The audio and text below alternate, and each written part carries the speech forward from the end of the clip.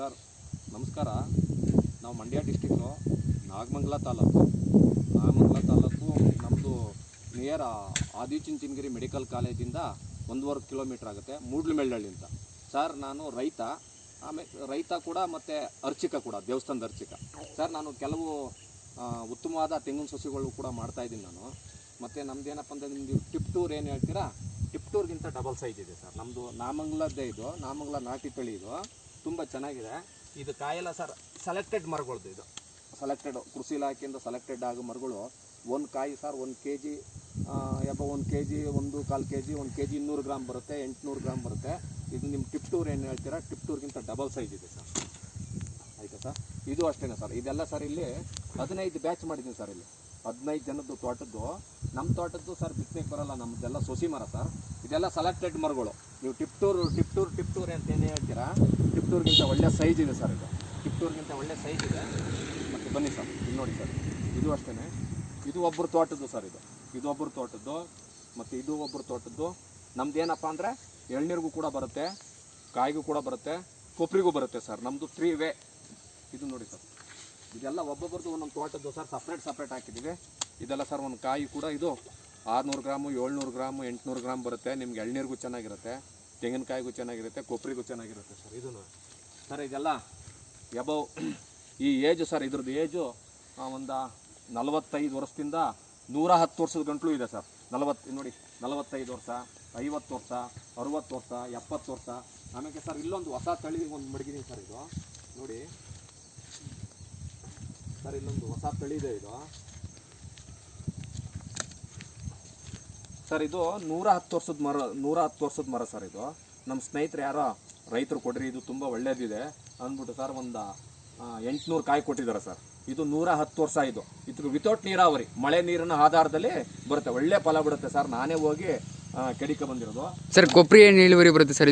ಇದು ಕೊಬ್ಬರಿ ಇಲ್ಲ ಸರ್. ಇದು ಕೊಬ್ಬರಿ ಎಲ್ಲ ಒಂದು ಎಬವ್ ಇದು ಸರ್ 1.5 ಕ್ವಿಂಟಾಲ್ ಬರುತ್ತೆ ಸರ್. 1,000ಕ್ಕೆ 1.5 ಕ್ವಿಂಟಾಲ್ ಬರುತ್ತೆ ಕೊಬ್ಬರಿ ಇದು ಸರ್. ಎಳ್ನೀರು ಎಷ್ಟು ಲೀಟರ್ ಇರುತ್ತೆ ಸರ್ ಒಳಗಡೆ? ಸರ್ ಇದು ಎಳ್ನೀರಿಗೆ ಅಂದ್ರೆ ಒಂದು 3/4 ಲೀಟ್ರು, ಅರ್ಧ ಲೀಟ್ರು ಎಲ್ಲ ಇರುತ್ತೆ ಸರ್ ಇದೆಲ್ಲ. ಸರಿನಾ? ಆಮೇಲೆ ಇದು ನೋಡಿ ಸರ್, ಇದು ನೋಡಿ, ಇದು ಸರ್ 60 ವರ್ಷದ್ದು. ಇದು 60 ವರ್ಷದ ಮರದ್ದು, ನಾನೇ ಕಿತ್ಕೊಂಡು ಬಂದಿರೋದು ಸರ್. ಇದು ಸರಿನಾ ಸರ್? ಇದು ನೀರಾವರಿನಾ? ಇದು ನೀರಾವರಿ ಸರ್. ಇದು ನೀರಾವರಿ. ಮತ್ತು ಇದು ನೋಡಿ, ನೀವು ಟಿಪ್ ಟೂರ್ಗಿಂತ ಡಬಲ್ ಸೈಜ್ ಇದೆ ಸರ್. ಇದೆಲ್ಲ ಕಾಯಿ ಎಲ್ಲ ಸರ್. ಇದು 1 kg 200 ಗ್ರಾಮು 1 kg 300 ಗ್ರಾಮ್ ಬರುತ್ತೆ. ಇದು ಕೊಬ್ಬರಿನೂ ಸಹ ಇಳುವರಿ ಸರ್. ಒಂದು ಕ್ವಿಂಟಲ್ 80 kg ಬರುತ್ತೆ ಸರ್. ಇದು ಸರಿನಾ? 1 ಕ್ವಿಂಟಲ್ 80 kg ಬರುತ್ತೆ. ಎಳ್ನೀರು ಚೆನ್ನಾಗಿರುತ್ತೆ, ಕಾಯಿಗೂ ಚೆನ್ನಾಗಿರುತ್ತೆ. ಗೊತ್ತಾಯ್ತಾ? ಆಮೇಲೆ ಸರ್ ಆಮೇಲೆ ನನ್ನ ಹತ್ರ ಇದೇನು ಮಾಡ್ತೀವಿ ಸರ್, ಇದೇನು ಮಾಡ್ತೀವಿ ಅಂದರೆ ಸಪ್ರೇಟ್ ಹಾಕ್ತೀವಿ. ಒಬ್ಬೊಬ್ಬರು ತೋಟದ್ದು ಕೂಡ ಸಪ್ರೇಟ್ ಆಗುತ್ತೀವಿ. ಆಮೇಲೆ ಇಲ್ಲಿ ನೋಡಿ ಸರ್, ಸೊಸಿಗಳು ಕೂಡ ಇದೆ ಇಲ್ಲಿ ಸರ್ ನನ್ನ ಹತ್ರ. ಸರ್ ನಾನು ಕೆಬ್ಬೆ ಮಣ್ಣು ಒಳಗಡೆ ಬೆಳೆಸು ಸರ್ ಇದು ಸೊಸಿಗಳು. ನಾನು ಸರ್ ಒಂದು ಕಾಳು ಕೂಡ ಗೊಬ್ಬರ ಹಾಕಲ್ಲ ನಾನು. ನೀವು ಯಾವ ಸೈಂಟಿಸ್ಟರ ಹತ್ರ ಆದ್ರೂ ತೋರಿಸ್ಕೊಳ್ಳಿ, ಒಂದು ಕಾಳು ಕೂಡ ಗೊಬ್ಬರ ಹಾಕಲ್ಲ. ನೋಡಿ ಒಂದೊಂದು ಬ್ಯಾಚ್ ಇದೆ ಸರ್. ಅಲ್ಲೇನು ಕಾಯಿ ಬ್ಯಾಚ್ ಮಾಡಿದ್ದೀನಿ ಅದೇ ಥರ ನಾನು ಬ್ಯಾಚ್ ಮಾಡಿ ಹಾಕೋದು. ನೀವು ರೈತರು, ನಾನು ದೊಡ್ಡ ಮರಗಳು ತೋರಿಸಿ ನಿಮಗೆ ಸೊಸಿ ಕೊಡೋದು. ಏಕ್ದಮ್ ಡೈರೆಕ್ಟಾಗಿ ನಾನು ಸೊಸಿ ಕೊಡೋಲ್ಲ. ನಾನು ಏನು ಪ್ರಕಾರ ಹಾಕಿದ್ದೀನಿ ಅದ್ರ ಪ್ರಕಾರನೇ ನಿಮಗೆ ಸೊಸಿಗಳು ಕೊಡೋದು.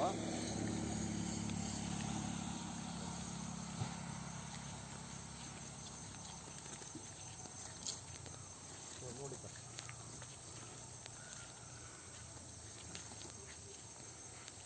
ಇಲ್ಲಿ ನೋಡಿ ಸರ್, ಒಂದೊಂದು ಬ್ಯಾಚಲ್ಲಿ ಸರ್ ನೋಡಿ, ಇದು ಒಂದೊಂದು ಬ್ಯಾಚಲ್ಲಿ 200-250 ಗಿಡ ಇದೆ ಸರ್. ಅಲ್ಲೇನಿದೆ ಸಪ್ರೇಟ್ ಏನು ಬ್ಯಾಚ್ ಮಾಡಿದ್ದೀವಿ, ಇಲ್ಲೂ ಕೂಡ ಸಪ್ರೇಟೇ ಹಾಕೋದು. ನಿಮಗೆ ಏನು ಮಾಡ್ತೀವಿ ಅಂದರೆ ಬಿತ್ತನೆ ಮರ ಫಸ್ಟು ತೋರಿಸ್ತೀವಿ. ಬಿತ್ತನೆ ಮರ ತೋರಿಸಿ ಆಮೇಲೆ ನಿಮಗೆ ಸೊಸಿಗಳು ಕೊಡೋದು. ಏಕ್ದಮ್ ಸೊಸಿ ಕೊಡೋಲ್ಲ ಸರ್.